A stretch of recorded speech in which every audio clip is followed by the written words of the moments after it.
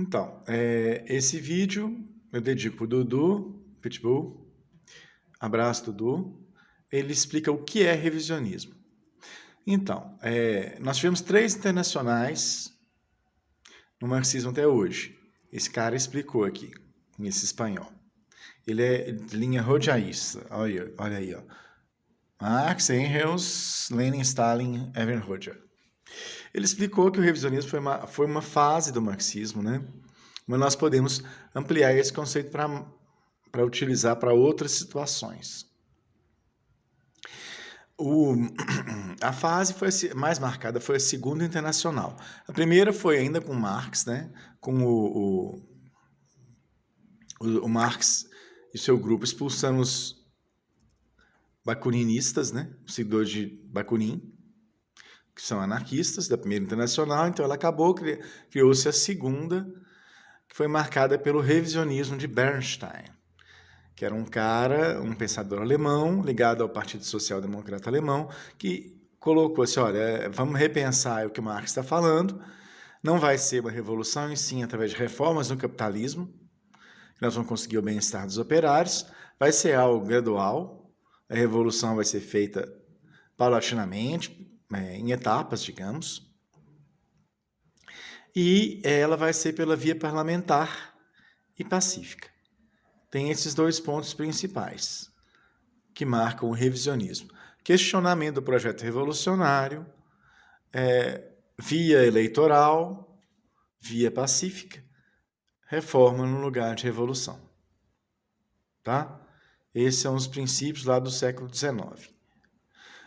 Eles ficaram fortes até 1914, quando essa Segunda Internacional acabou, porque os marxistas ali largaram a mão do internacionalismo e passaram ao nacionalismo a favor de seus países. Quem tocou adiante o internacionalismo foi só o Lenin, e ele fundou a Terceira Internacional. E aí, depois disso, podemos dizer que com Lenin e Stalin assentaram ali os princípios do marxismo e leninismo. Tem até o livro do Stalin, que são os fundamentos do leninismo. E a partir disso, Khrushchev, lá nos anos 50, repensou mais uma vez esses fundamentos, colocando que não haveria ditadura do proletariado, e sim Estado de todo o povo. E, novamente, a transição socialista deveria ser focada na via parlamentar e, de preferência, uma via pacífica. Então, originou-se, então, um moderno revisionismo. Podemos dizer que o revisionismo esse que existiu na Segunda Internacional, nunca governou estados. Podemos dizer que ele surgiu num estado ali na Iugoslávia de Tito, quando o Tito rompeu com o Stalin. É complexo falar, podemos então considerar que o Tito é um revisionista, é complexo falar desse titismo, mas o Tito parece que não assentou uma doutrina claramente assim, foi baseado num pragmatismo, uma aliança com o Ocidente, embora ele se dissesse não alinhado. Havia forte presença do capital estrangeiro e, na prática, um alinhamento com a OTAN, um alinhamento militar com o Ocidente, lá na Iugoslávia de Tito, a partir de 48. E um antagonismo ideológico também, não havia um corpus ideológico, fundamentos daquela ideologia titista, não. Então, cada região ali seguia a sua linha. Zizek fala disso aí num vídeo que está aí, que ele está conversando com uma georgiana de Gorey. Ele fala que cada região seguia uma linha. Então, a dele era marxista-leninista, que é a Eslovênia, a vizinha Croácia já era hegeliana e por aí vai. Não havia um princípio, uma unidade ideológica. Podemos dizer que é uma característica do revisionismo moderno, né? do século XX. Foco em resultados, numa prática, desprezo da teoria.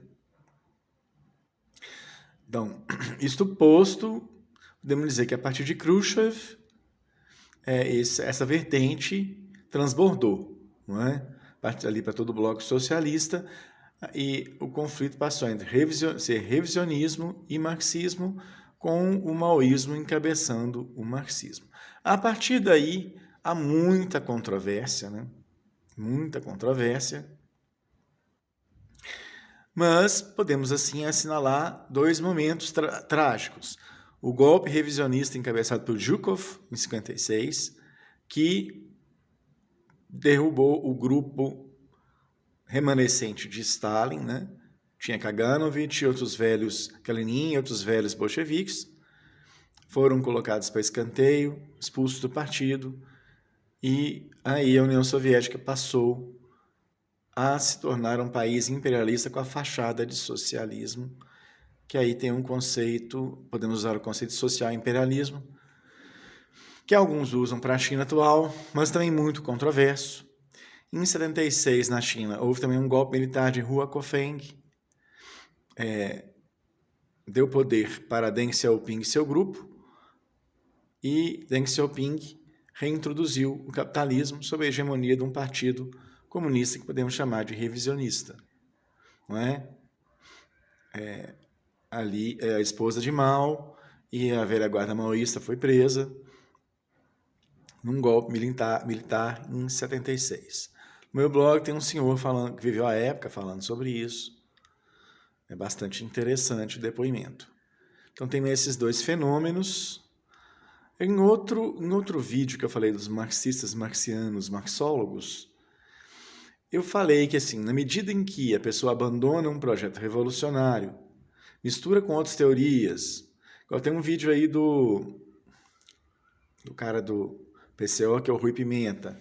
Ele tem a difícil tarefa de lidar com esse conceito, que, infelizmente, podemos considerar que Trotsky também é um revisionista. Essa é a opinião de Che para Armando Hart, que foi ministro da Educação cubana, até hoje é um destacado trotskista, né, de Cuba.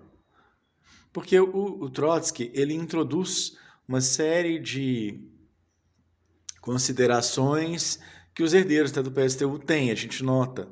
Então, o Trotsky, ele corrompe, ele muda, ele detona, ele corta com os fundamentos do marxismo-leninismo. O Trotsky, por exemplo, foca sempre na revolução nos países centrais, não nos subdesenvolvidos ou atrasados ou rurais.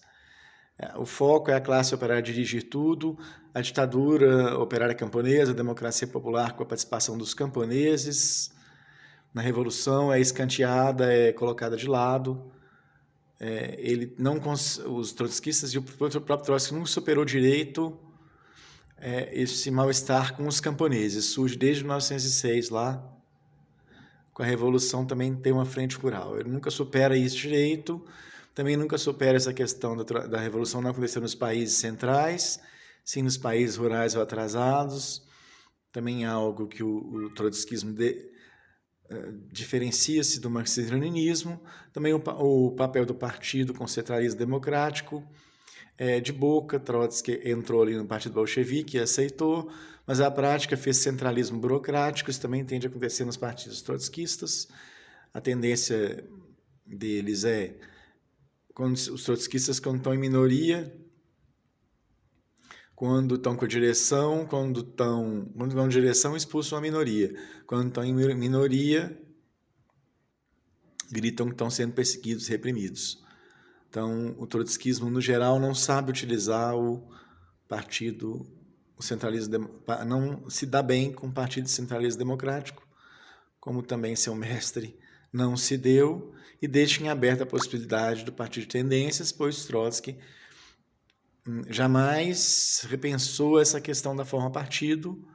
Ele foi inicialmente contra o tipo de centralismo democrático e partido de vanguarda do Lenin, não fez autocrítica depois de entrar no partido, ou não fez algo que fosse um reconhecimento de seu erro.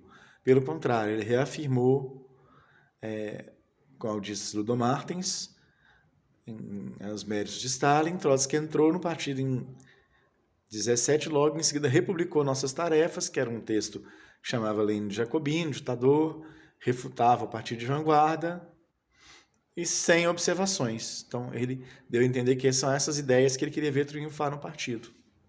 O prefácio também que ele lançou nos anos 20 voltava a falar que o destino da União Soviética seria decidido no campo internacional.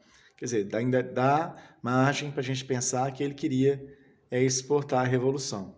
Jones Manuel esses dias falou que Trotsky ganhou o apelido de Bonaparte Vermelho porque é autoritário. Não, é porque queria exportar a revolução. Basta você olhar lá, Jones Manuel, na Carta sobre o Stalinismo, está bem claro lá, que o debate do Trotsky era entre aventureirismo e derrotismo. Está literalmente lá. Vai lá para você ler o seu Lukács, mostra para o Zé Paulo Neto. Ok? Então, boa tarde.